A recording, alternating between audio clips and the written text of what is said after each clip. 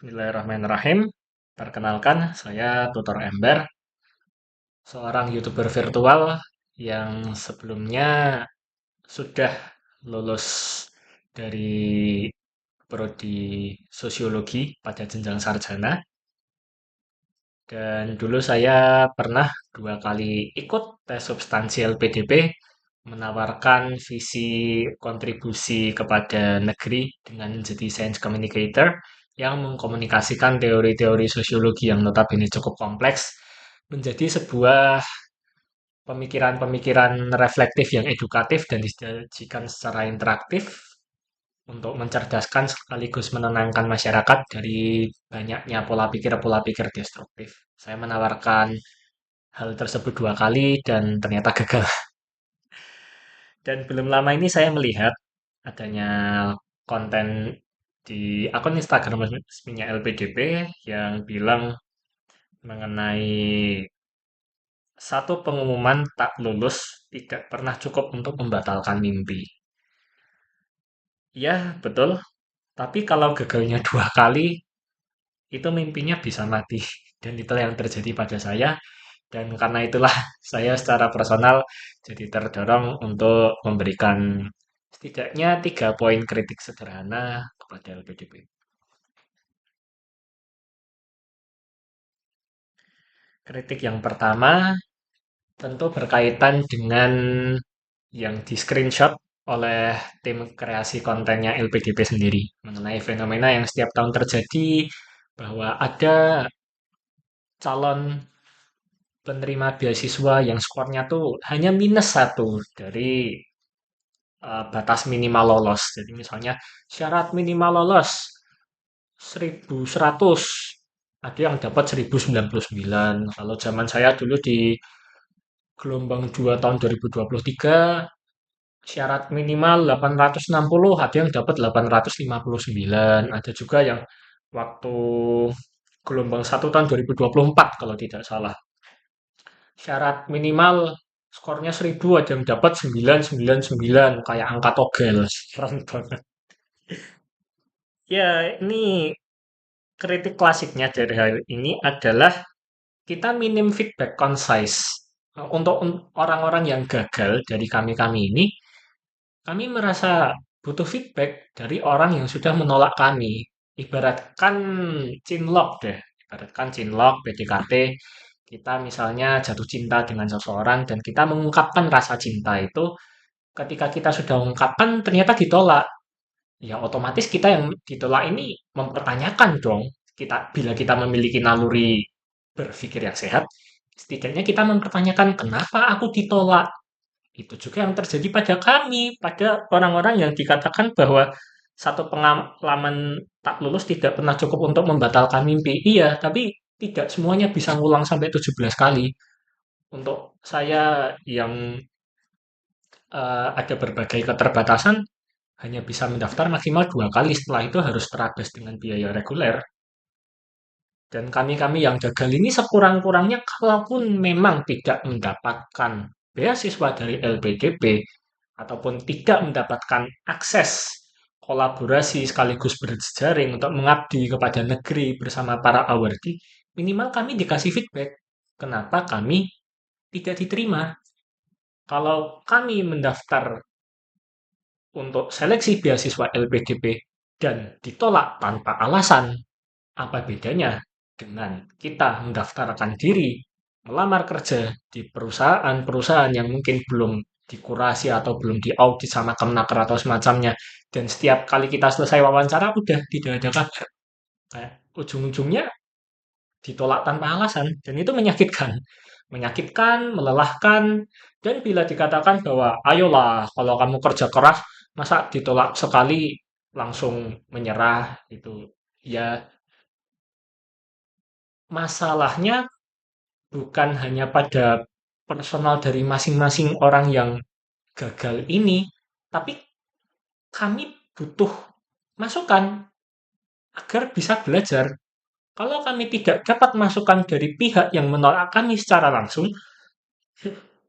bagaimana kami bisa tahu kekurangan kami?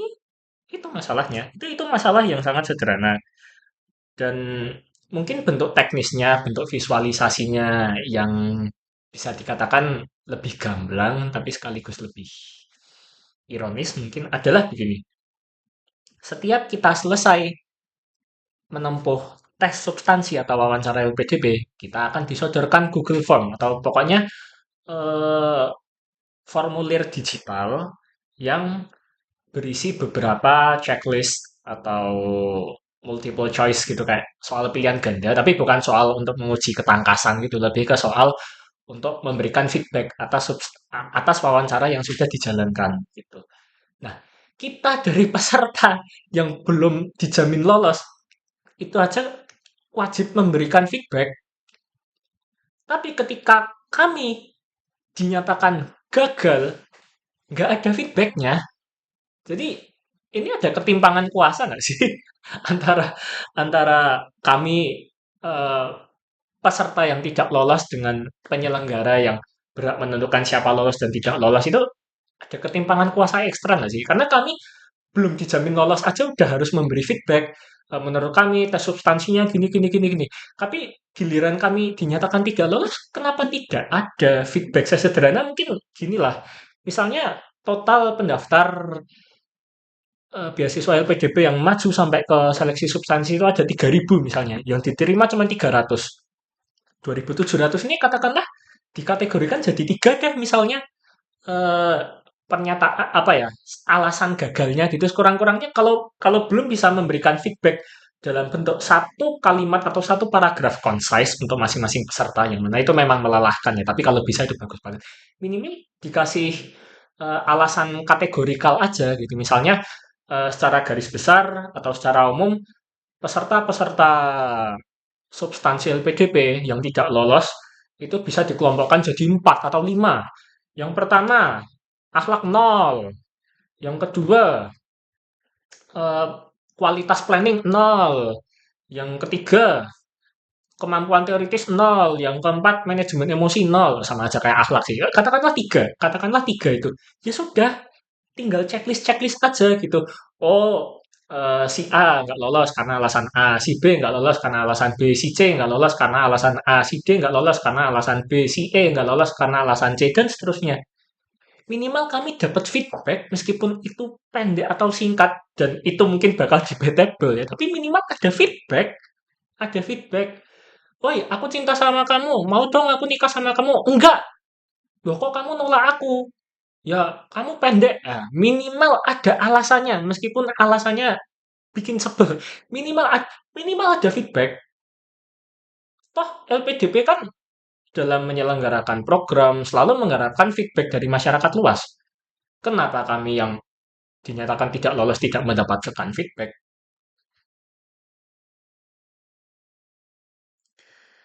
Lalu kritik kedua yang masih berkaitan dengan feedback pasca menyatakan tidak lolos bagi sebagian peserta itu adalah terkait ruang kritik. Jadi ini mungkin sifatnya klasik juga ya, tapi saya sendiri bertanya-tanya sebenarnya LPDP ini eh, memberikan ruang kritik yang seperti apa ya kepada masyarakat luas berkaitan dengan kebijakan beasiswa ini karena eh, LPDP ini kan mengelola dana negara simpelnya yang mana dana negara ini memang pada akhirnya bertujuan untuk mengembangkan negara sekaligus warga itu sendiri. Nah, selama ini sudah seberapa banyak pihak-pihak representatif dari keseluruhan kalangan masyarakat di Indonesia yang diberikan ruang secara merata untuk memberikan kritik dan kritiknya itu bisa masuk sampai ke layer top one-nya pengurus LPDP. Itu kalau sudah ada bentuk kritiknya seperti apa ya dan lewat program apa gitu itu saya jujur penasaran dan di program di kontennya LPDP yang saya singgung dalam konten kali ini tentang satu pengumuman tak lulus dan seterusnya itu ada kritik dari warganet yang nama akunnya ini m_ardiamirul 682. Intinya bilang terkait feedback untuk interviewer. Ada masukan untuk interviewer. Lalu dijawabnya, baik, terima kasih, masukanmu sangat berharga. Eh, itu kalimat yang menurut saya tidak memberikan kepastian apakah feedback tersebut benar-benar dideliver sampai ke pusat itu sih. Kalau memang respon adminnya adalah terima kasih masukanmu akan kami tampung dan kami teruskan ke pihak yang berwenang. Ya, kalimatnya bisa divariasikan dengan AI atau semacamnya ya silakan. Tapi intinya kami-kami yang eh, memiliki perbedaan pandangan dibanding para stakeholder terkait LPDP ini sebenarnya kami dikasih ruang nggak sih untuk mengkritik LPDP? Kalau LPDP membuka ruang terhadap kritik tersebut, ruangnya di mana? Ruangnya di mana? Saya nggak tahu apakah ruangnya di gedung DPR, apakah ruangnya di forum online live stream 2 kali setahun via YouTube atau di mana? Di mana ruang kami masyarakat umum, apalagi kami-kami yang non awardee ini kami bisa mengkritik LPDP lewat ruang seperti apa, lewat momen apa. Itu jujur setidaknya dari diri saya sendiri merasa clueless, benar-benar nggak tahu bisa mengkritik lewat mana selain lewat teman atau kenalan yang memang dia penerima LPDP. Nah, dari situ mungkin kita bisa mendengar satu dua hal yang tidak bisa dipublikasikan secara resmi ataupun publik gitu mungkin ya mungkin itu cara cara klasik lah dalam hal apapun juga berlaku sudah jadi rahasia umum cuman eh, sebenarnya secara formal itu bisa mengkritik lewat mana itu aja sih kalau ada tolong dijelaskan gitu jadi eh, jangan sekedar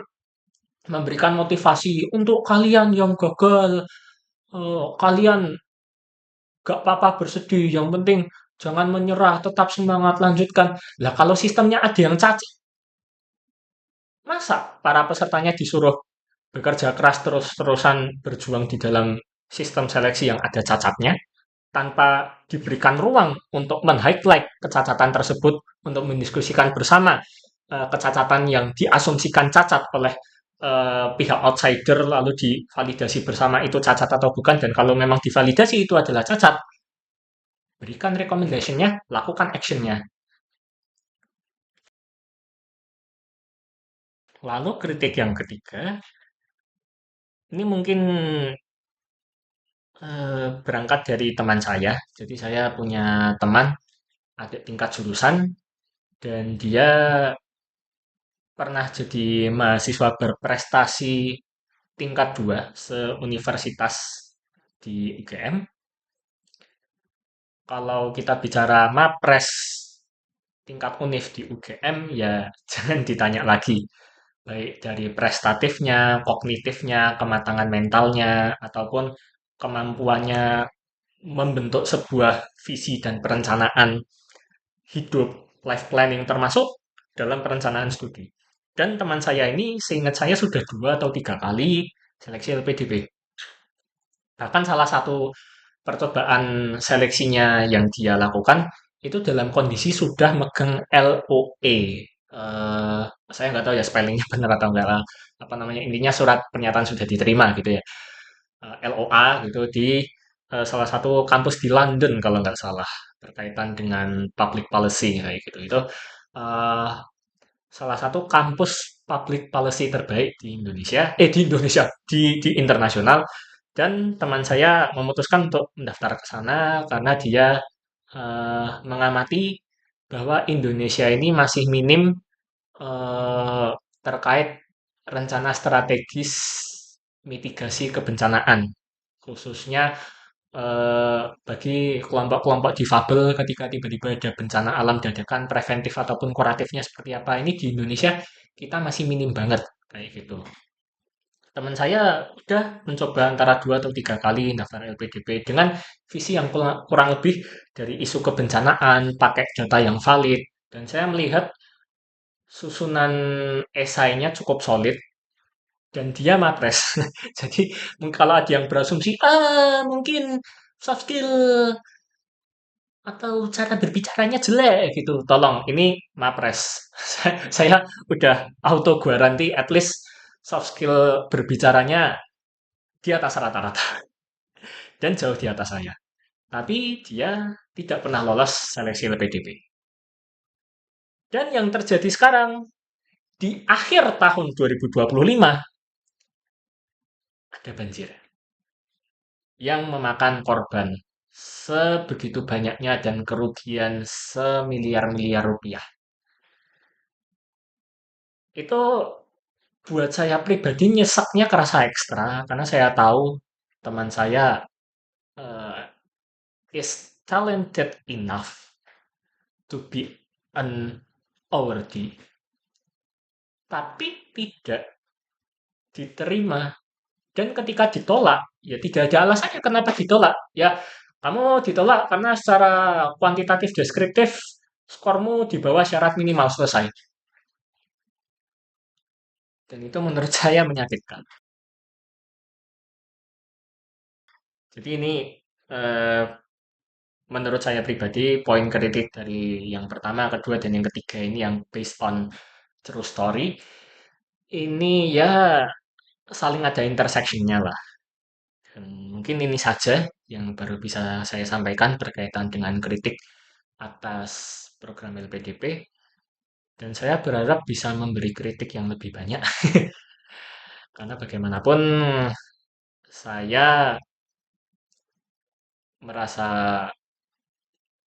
perlu bersuara sebagai orang yang mempelajari sosiologi sejak jenjang sarjana sampai magister. Dan sosiologi sendiri memang pada dasarnya sifat alaminya tuh mengkritik. Tapi lagi-lagi kritiknya bukan kritik yang langsung judgmental atau misalnya ad hominem gitu, tidak. Kami mencoba memberikan kritik yang itu memang eh, tidak dilihat banyak orang, tapi itu kemungkinan besar valid dan semoga kritik ini bisa tersampaikan hingga ke pihak-pihak yang berkepentingan dari program LPDP. Semoga suara dari rakyat sipil ini, dari saya yang mengaku sebagai rakyat sipil di Indonesia, sekaligus kognitariat di Indonesia bisa sampai ke pihak yang perlu atau berkepentingan untuk mendengarkan. Terima kasih dan salam kognitariat.